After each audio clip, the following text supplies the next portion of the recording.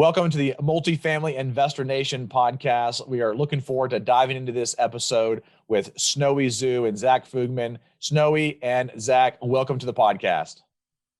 Hi, Ben. Hi. Thank you. Thanks for having us.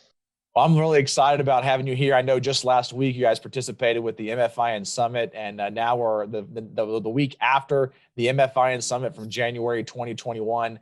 And looking forward to diving into this acquisition that you acquired in February of 2020 called Blake at Park Hills, 109 units out of Park Hills, Kentucky. So before we get started in diving into this particular acquisition, why don't you get us started and talk to us a little about each one of your backgrounds and where you are right now as far as the multifamily side of things. Okay, I'll go first. So my background, I came from China. I originally from China. I got married with Zach about 12 years ago. And since then, I became a stay-at-home mom for a few years till end of 2014. We got to know about multifamily and syndication. We got ourselves educated right away, and we started to become an LP, limited partner, for our first deal because we didn't have any experience on the multifamily or single family investment before. We just wanted to learn some experience, and then we got our real estate investment started from 2015. We acquired our first syndication multifamily beginning of 2017. Yeah, and my background is I grew up in Cincinnati, Ohio.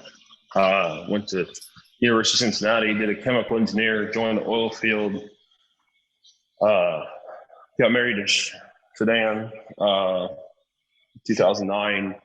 And we traveled a lot of places. At one point, we had moved 8 times in a 10-year span with the oil. So we ended up finding like the education and mentorship group in Houston, Texas, Lifestyles Unlimited, and we got educated. And like Shaydan said, we jumped right in. First, she was slightly skeptical, and then when I showed her all the good people and having a great time investing in real estate, we basically sold our quote unquote dream house, and then we actually got moved again with the oil field, but we took it as an opportunity to just take all our money and put it into real estate investing, and so. Yeah, and it's just been gradual steps from there. So Well, it's great to hear both your backgrounds and how well aligned you guys both are. And obviously, lots of moving around and traveling and things like that. But I want to dive into this one called Blake at Park Hills, the 109 units you closed in February of 2020. First, talk to us about how you found and how you sourced this particular deal. I can speak to that. So we had already bought a few properties in the Cincinnati MSA, and we had a close relationship with a number of the brokers. And we'd actually originally been brought 44 of the units to us previously, and we talked about going under contract, but it didn't make sense because there's about 200 units in this area, and you needed to have a big chunk to have control. So happened to have another broker put 65 units up for sale, and I went to the other broker I'd worked with, Capro, Cincinnati area properties, said, "Hey, can we get the 44 unit seller to sell?" He said he'll sell anytime. So we got both of the 65 units and the 44 units under contract at the same time. And then we went to our local lender broker with Bellwether Enterprise and said, "Hey, what's the best loan? We can go get this. And so we ended up finding a regional bank because it had lots of distress. Potholes would swallow Volkswagens. And I said, he got us the right bank. And we closed within about 50 days, I believe. And then we closed in February of 2020, but then the COVID happened, but yeah, that's how we kind of knew. We are very active in the market, just trying to find the deals, and just talking to people what we want was one of the biggest reasons why we ended up sourcing the deal. So, yeah. So how close are these properties together? Because you said there's a 65 and a 44. They're next door. Okay, so they're connected by land, right? Yeah. Yeah, they're built by the same builder. The way it happened is the builders ended up breaking the buildings up into individual lots per like 11 units and 10 units and giving it up to their heirs. And some of them had been sold over time, and some were in varying levels of distress because of the multiple ownerships, not agreeing to how to properly take care of the common areas. And so we saw that as an advantage to cure a lot of that by buying the two at the same time and having much more control over the area. And are these apartment units, or are these more like duplexes or townhomes or quads that are kind of built over time? No, they're all like 11 unit and 10 unit buildings. Okay. And they're all built from 1952 to 1955. All brick, pretty solid buildings. But it's just, it's kind of, the owner actually built another 200 units about a subdivision just over the hill, but that part of the family decided to keep it all together, and the vision was right there because that's a nice little community. I was like, well, we can do this over here. We just got to get control, kind of thing. Yeah. So, no, that definitely makes sense. So, what was the final purchase price on this acquisition? $4,850,000. With they gave us $50,000 back at closing for the driveway. So, yeah. Now, are these two properties also connected already by a driveway or some sort of an easement? Yeah, they had a shared driveway. Okay. So you didn't have to worry about, budgeting for CapEx to be able to connect them or anything like that, or pull down a fence or anything. So that was definitely a benefit there. So $4.85 million on this one. And what are you budgeting for as far as renovations are concerned? $1.32 million. $1.32 million. And do you have the breakdown between what that would be for interior renovations versus exterior renovations? We spent I can pretty much go through most of it right at the moment that we've done. So we spent $189,000 fixing driveways in the parking lots. That's then we spent five. So the way there was a big opportunity it was owner paid heat boiler systems some of these boilers were originally from the 50s. So we converted to these mini split systems on 8 of the buildings. So we had to upgrade the electric. The mini split systems for about 88 systems was about, I'm gonna say it's $550,000 for the systems, plus another there's another 150 in electrical upgrades, because the way these were built was only 200 amp service to these buildings. And so when we went to do the electric, they didn't have enough juice to run the AC systems because everything was based off of gas heat and gas stoves at one point. So we upgraded the electrical, and then we did a few roofs, about 50,000 roofs because most roofs are okay, but we had some flat roofs we had to fix. And then most of the office is interior upgrades after that. And so we'll do like flooring, backsplash, paint, sometimes appliances, new fixtures. So the rest was budgeted for interiors after that. So What's the unit mix? it's 104 2-bed and 5 1-bed. Yeah. Interesting mix. Yeah. And also we had a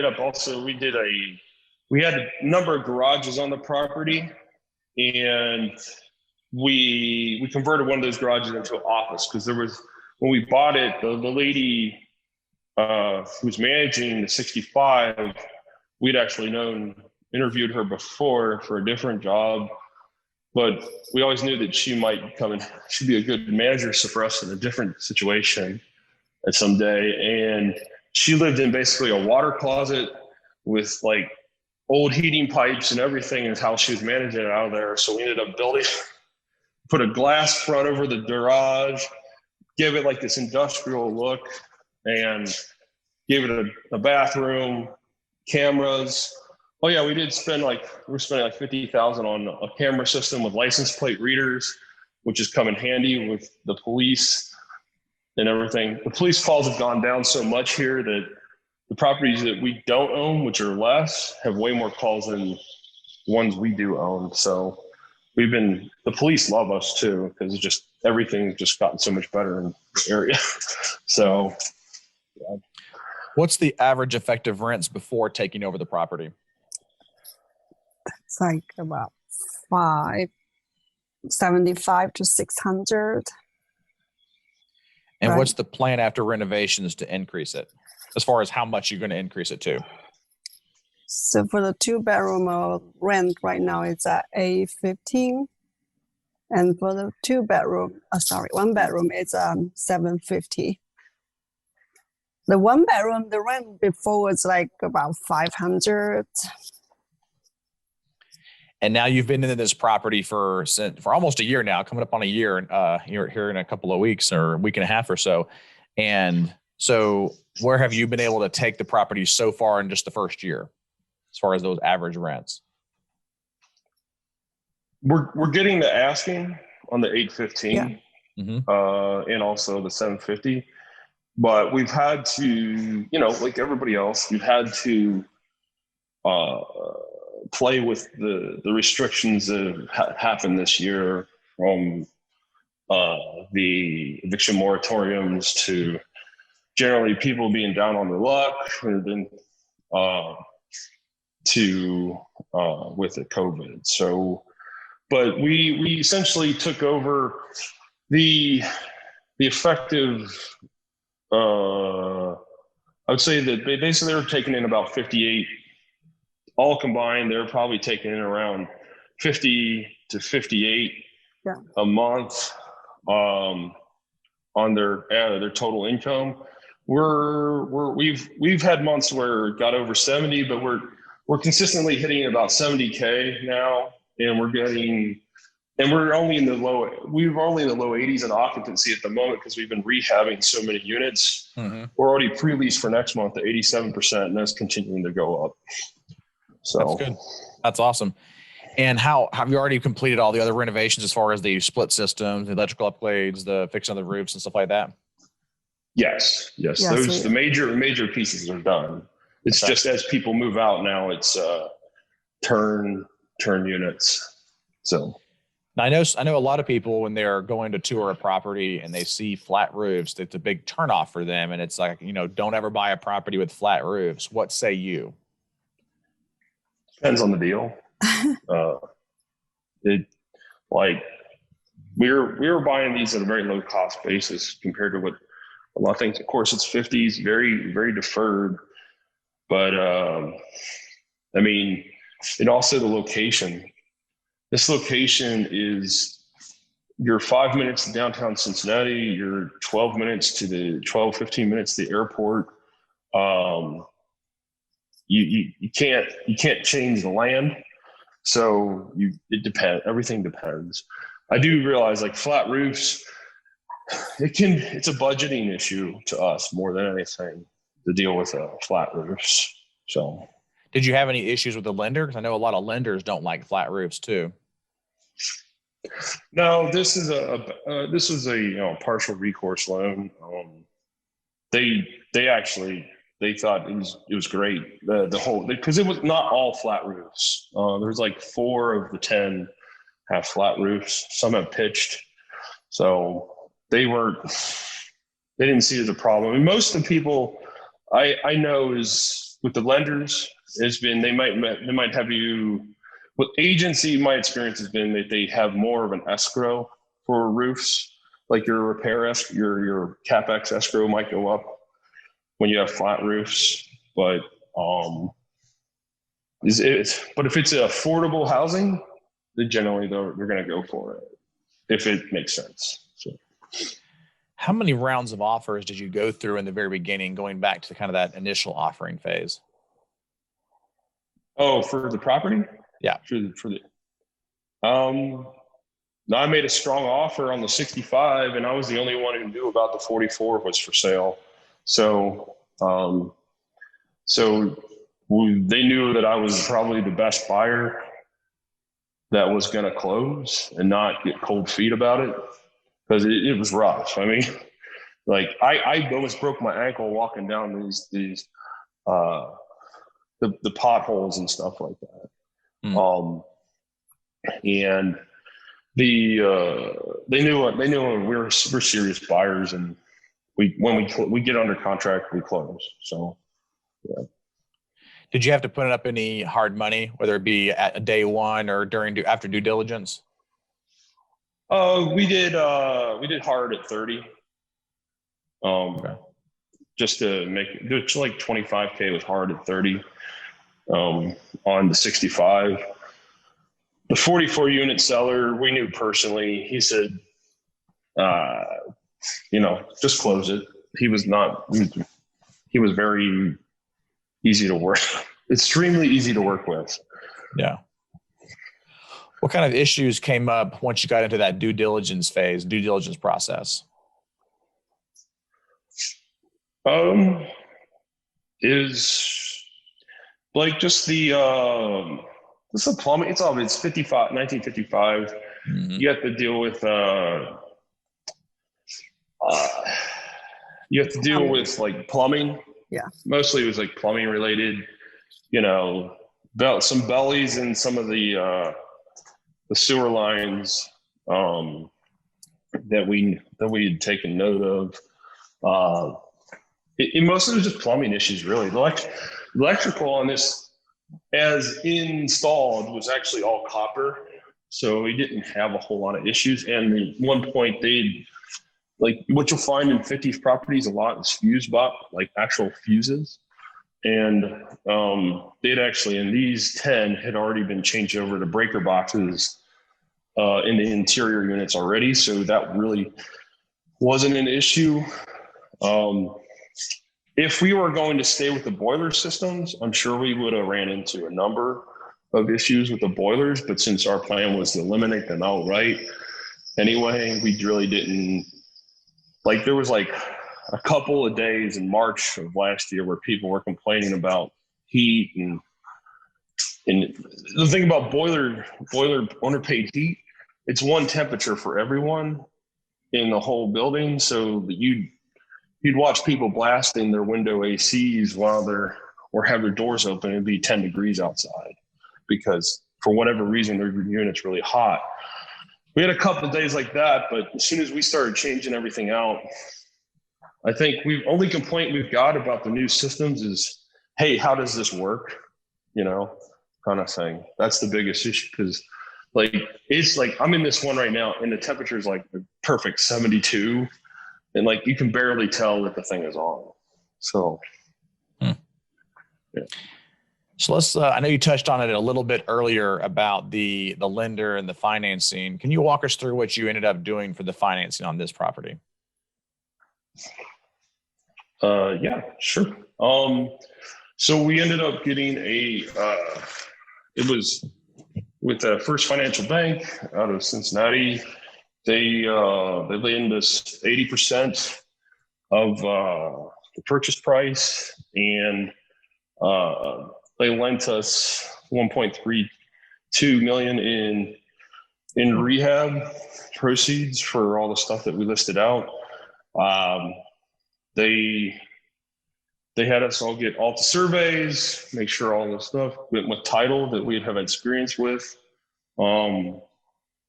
They have a KP that we worked with a lot, and they inspected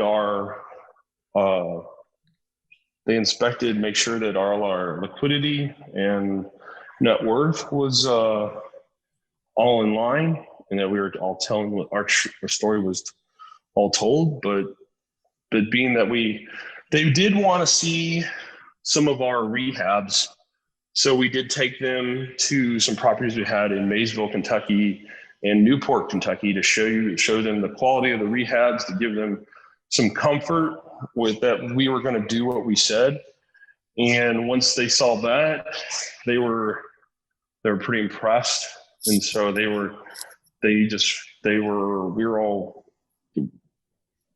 It was pretty straightforward, honestly. It was a lot quicker than Agency. going through agency, but the only hang up was you might find is in older properties in Kentucky is that the surveys are can be it's a chore for the survey guys to get all the stuff right, especially with some of the paper records weren't the best back in 40s and 50s.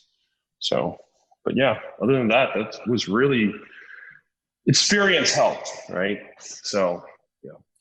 What other kind of terms did you get on that loan as far as amortization? 2 years IO, 8 year term, 300 over the three. This was the kicker. I mean, if there was anything positive about COVID, the 1 month LIBOR, it was 30 days over the 1 month, 300 basis points over the 1 month LIBOR. So we started off with budgeting us at a 4.75 interest rate average on a floater. And well, when COVID happened, they dropped the 30-day rate down to near zero. So our effective interest rate has been about a 3.2 for most of the year, and 3.1. And we have interest only for 2 years, and then 8 year with 25-year AM after that, with no prepayment penalty. That was going to be my next question about the prepayment penalty. So, that's good. We can refinance at any time, and I guess the only we have is to pay out the interest we owe for that 1 month. So, yeah. Okay.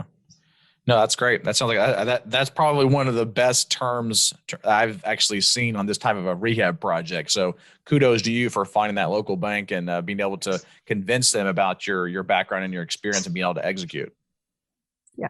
Yeah. How did you end up structuring this deal with investors? Shay, do you want to take that? How do we structure? Well, I don't know how to answer this question too much. Okay. Yeah. Well, you probably could in Chinese, but I'll tell it. All right. So anyway, we did a 506 Reg D, with 30, up to 35 sophisticated, unlimited accredited, and we raised 2.6 million. We actually raised a little bit extra in case some of these other neighbors decided to sell later on, which we've been talking to, because there's a potential to pick up another like 40 units or so. So anyway, yeah, we raised it from people we'd already made connections with through the lifestyles group, and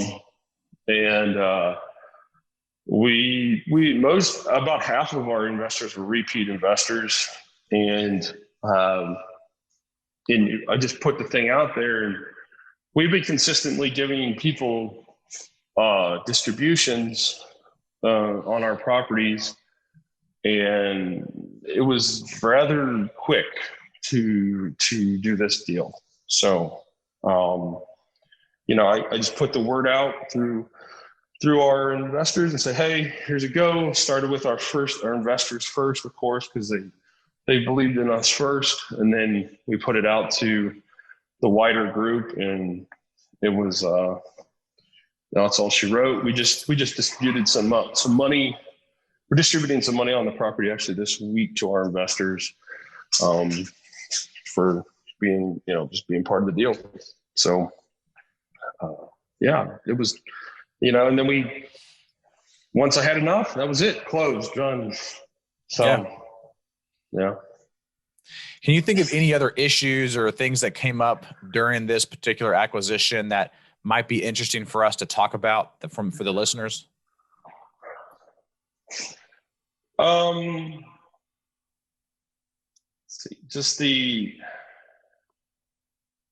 don't know. It's just like, this was actually one of the easier ones. Like, I mean, it was to outside people, it seemed it would be complicated because you're buying two properties once. I mean, you do have to have, like we bought from two owners at the same time, closing at the same time. So basically getting the stuff at title, like I say, like if you're the GP, you got to triple review your closing docs and everything. And we had to, multiple times we had to go back and forth on the closing day and getting the balance sheet right with the sellers. I guess arguing over who owes what on debts. I guess some sellers think that they're owed some of that debt that they've let people get delinquent on, and trying to get that straight can be, depending on who you work with.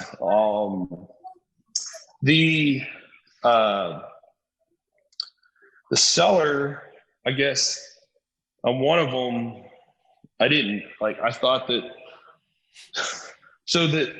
it was apparent to the seller that our manager was going to stay on with us, and she had helped manage some other properties for him. And I guess he was under the impression that she was going to go leave with work for him only. And that kind of got a little, after the close, that got a little bit not friendly, but I don't know. It was, you just got to make sure.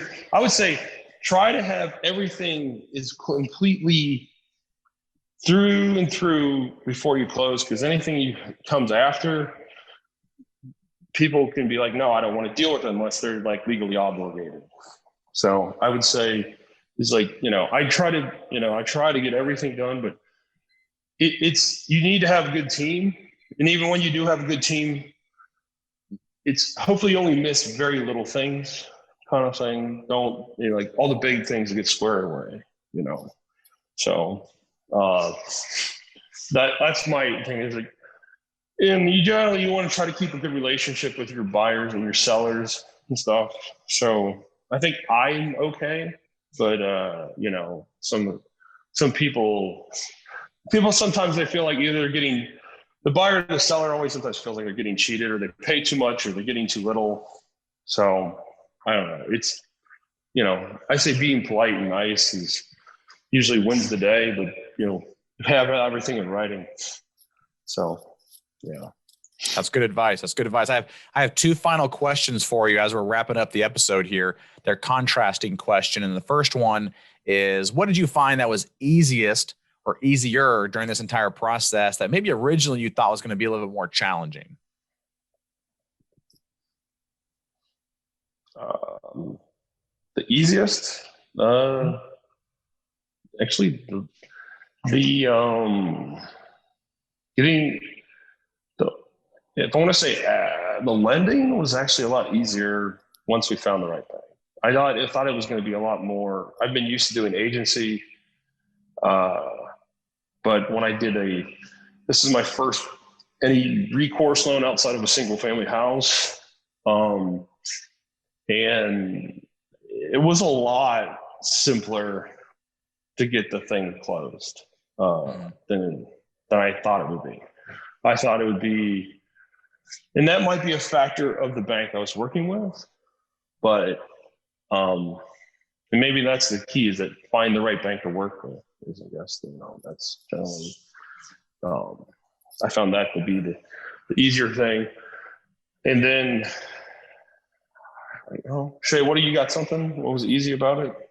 Well, I think like the easiest was like when you get a good team there, a manager there, you can get out of the headache that you would have to handle from the very beginning. Yeah, we inherited the right person, and she stayed with us, and we couldn't have found a better manager, and she was more than happy to take over the other units. So yeah, that's good. It was a top unit. I mean, top property, and with her being there, that was a lot of help for us too. Mm-hmm. So the last question I have for you is kind of the opposite of that. What did you find that was harder than expected during this entire process that maybe originally you thought was going to be a little bit easier? Electrical. Between, like I said, I failed like my own advice.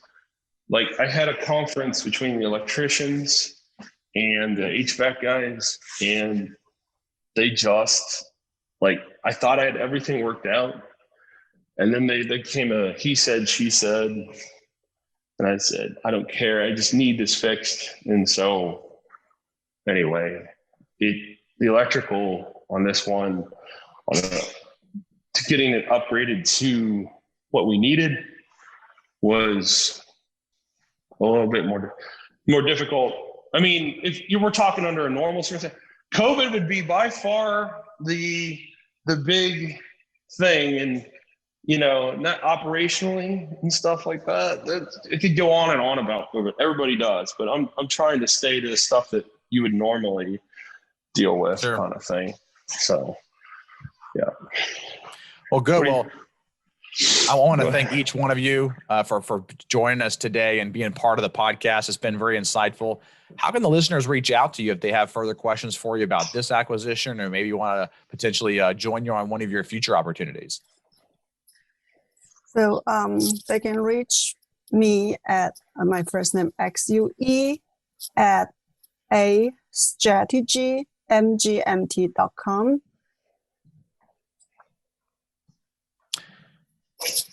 What about you, Zach? Same thing? I think it's Zach at A Strategy.